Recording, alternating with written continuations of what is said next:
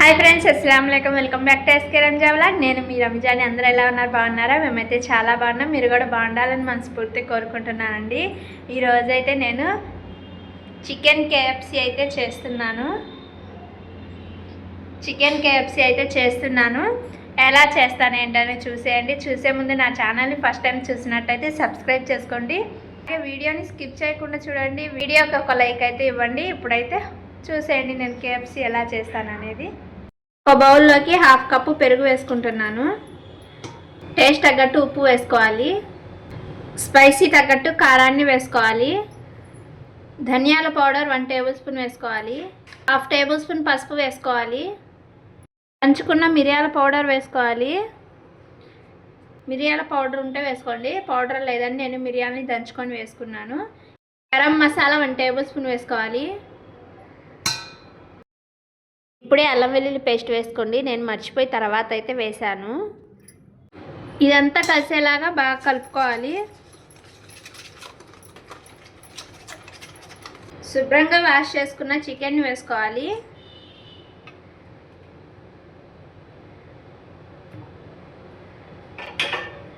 ఇదంతా కలిసేలాగా చికెన్ మసాలాలో కలిసేలా కలుపుకోవాలి.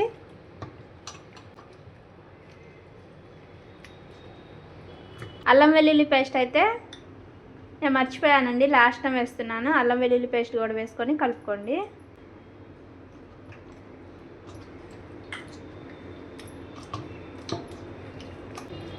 ఇలాగ కలుపుకొని 2 గంటల పాటు పక్కన పెట్టేసుకోవాలి. ఒక ప్లేట్లోకి కప్పు మైదానైతే వేసుకోవాలి. మైదా పిండిలోకి ఉప్పు వేసుకోవాలి 1 టేబుల్ స్పూను. పౌడర్ వేసుకోవాలి. స్పూన్ కారం వేసుకోవాలి. కొంచెం పసుపు వేసుకోవాలి.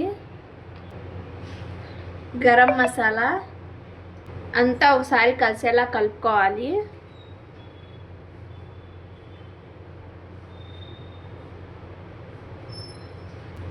ఇలా కలుపుకొని పక్కన పెట్టేసుకోవాలి.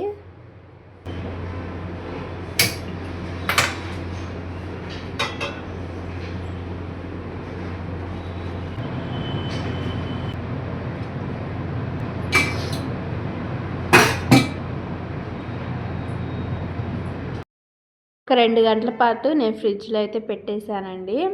ఇంకా చికెన్ అయితే బాగా మ్యాగ్నేట్ అయిపోయింది. ఇప్పుడు మళ్ళీ ఒకసారి కలిపేసుకొని ఈ చికెన్ ముక్క తీసుకొని మైదా పిండిలో వేసుకొని బాగా కోట్ చేసుకోవాలి. వీడియోలో చూపించినట్టుగా కోట్ చేసుకోండి.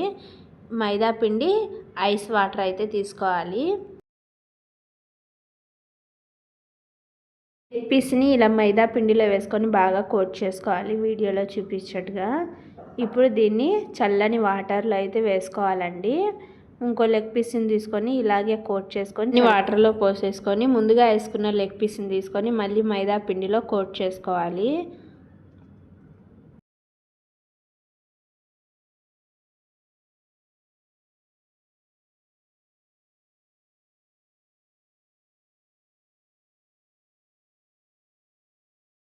అలాగని ఎక్కువసేపు అయితే అసలు ఉంచుకోకండి.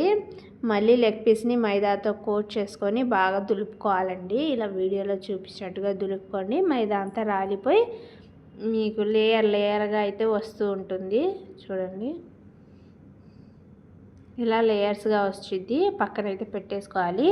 ఈ లెగ్ పీస్ని కూడా అలాగే చేసేసుకొని పక్కన పెట్టేసుకొని ఆయిల్ అయితే ముందుగానే పెట్టేసుకున్నాం కదా, ఆయిల్ అయితే వేడైపోయింది. అన్నీ అయితే చేసుకోకూడదండి. ఇలాగా రెండు అయితే చేసుకొని ఆయిల్లో ఫ్రై చేసుకోవాలి. అప్పుడే ఫ్రై అవుతాయి. అలాగే సిమ్లో పెట్టేసుకొని ఫ్రై చేసుకోవాలండి. హైలో పెట్టేసుకొని ఫ్రై చేసుకోవడం వల్ల ఈ లెగ్ పీస్ అనేవి లోపల దాకా ఫ్రై అవ్వవు. శుభ్రంగా అయితే దులుపుకోవాలి. పిండి అయితే అంత ఎక్కువగా అయితే ఉండకూడదండి. ఇలాగా లెగ్ పీస్ని అయితే బాగా ఫ్రై చేసుకోవాలండి. సిమ్లో ఉంచుకొని ఫ్రై చేసుకోండి. హైలో ఉంచుకోవడం వల్ల లెగ్ పీసులు లోపల ఉడకవు. ఇంకా ఇలాగైతే గోల్డెన్ కలర్ వచ్చిన దాకా అయితే ఫ్రై చేసుకోవాలి. ఫ్రై అయిపోయిన తర్వాత ఒక ప్లేట్లోకి అయితే తీసేసుకొని మిగతా ప్రాసెస్ కూడా చేసుకోవాలి. మిగతా పీసెస్ ఉన్నాయి కదా, వాటిని కూడా ఇదే విధంగా అయితే చేసుకొని ఫ్రై చేసుకోవాలి.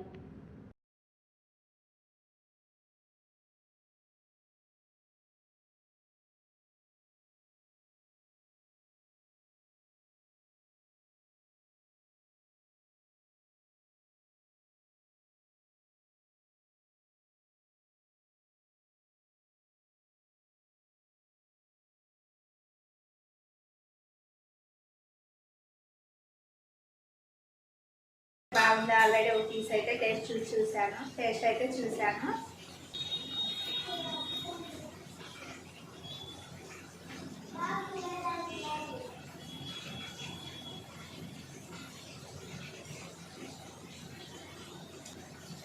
అయితే సూపర్ ఉందండి. కేఎఫ్సీ ఒకసారి అయితే ట్రై చేయండి. బయట అయితే 700 అని సింపుల్గా కేజీ ½ కిలో చికెన్ అయితే చేసుకోవచ్చండి. టేస్ట్ అయితే బాగుంది.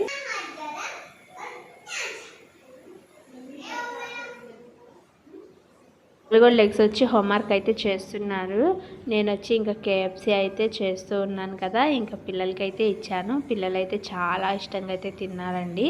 అంత బాగుంది. ఇది వచ్చేసి సండే తెచ్చిన చికెన్. ఆ నైట్ అంతా నేను ఫ్రిడ్జ్లో పెట్టేసి ఈవినింగ్ అయితే చేశాను. In the kitchen. Never enter. Never enter the kitchen. Will yellow yes. With loss. N-Y yellow and never nylon cloths. Joint festival. It is celebrate. రక్షాబంధన్కి అందరు పిల్లలు ఒక 2-3 లైన్స్ అయితే స్పీచ్ ఇవ్వాలంట. అది రాసి పంపించారు. వీళ్ళైతే నేర్చుకుంటున్నారు. నాకు వచ్చిందన్నారు. చెప్పమంటే తడబడుతున్నాడు. ఇంకా ప్రాక్టీస్ చెయ్యి, ఇంకా రేపు కూడా టైం ఉంది కదా అని చెప్పేశాను. ప్రాక్టీస్ చేస్తున్నారు. ఇంకా ఇక్కడైతే డిన్నర్ అయిపోయిందండి. డిన్నర్ అయిపోయిన తర్వాత అన్ని గిన్నెలు అయితే క్లీన్ చేసేసాను. ఎక్కడైతే సర్ది పెడతాను. ఎందుకంటే కబోర్డ్లో ఎక్కువగా ఉండడం వల్ల నీరు వల్ల కబోర్డ్ కూడా పారవుతుంది కదా. అక్కడైతే స్టాండ్ ఉంది. వాటర్ అన్నీ స్టాండ్లో పడతాయి. కానీ నేనైతే నైటే అన్నీ పెట్టేస్తానండి కబోర్డ్స్లో. దానికి పెట్టేసి పెడతాను. అలాగే ఇప్పుడే పెట్టుకోవడం వల్ల మార్నింగ్ లెగ్సిన తర్వాత వంట చేయడానికి ఏమైనా కావాలి అనుకుంటే ఈజీగా తీసుకోవచ్చండి. నేనైతే పిల్లల లంచ్ బాక్స్లో ఆ స్టాండ్లోనే ఉంచేసాను. నీరు లేకుండా బాగా ఆరిపోతాయి. రేపు మార్నింగ్ అవసరం కదా అని పాలు కాగపెట్టాను. పాలు కొన్ని తీసి పక్కన పెట్టేశాను. ఫ్రిడ్జ్లో పెడదామని. కొన్ని తోడు చేసిన తర్వాత కొంచెం పెరుగు అయితే మిగిలింది. వాటితో మజ్జిగ చేసి చెమ్ముళ్ళు అయితే పెట్టేశాను. అదే పెద్ద గ్లాస్ ఉంది కదా, దాంట్లో పెట్టాను. ఇంకా పెట్టి మా హస్బెండ్ పిల్లలకి ఇస్తే ఇప్పుడే కదా డిన్నర్ చేసింది, తర్వాత తాగుతామన్నారు. సరే అని చెప్పేసి పక్కన పెట్టేశాను. ఇంక ఇక్కడైతే అంతా తుడిచి పెడతానండి. ఇలా తుడిచి పెట్టడం వల్ల కూడా బొద్దింకలు రావు. అట్లు చూడండి కారిపోతుంది. ఇంకైతే తలకి ఆయిల్ పెట్టేసి స్నానం చేసేసి నా జుట్టు అయితే చాలా వరకు ఊడిపోయిందండి. చెన్నైలో నీళ్ళు అస్సలు పడలేదు. అక్కడ ఉప్పు నీళ్ళండి. ఇంకా అవి పడక నాకు చుండ్రు ఎక్కువగా వచ్చింది. దానివల్ల ఊడిపోయాయి. ఇప్పుడే ఫ్రెష్ అప్ అయితే వచ్చాను. ఇంకా వాళ్ళైతే జోక్స్ వేసుకుంటున్నారు.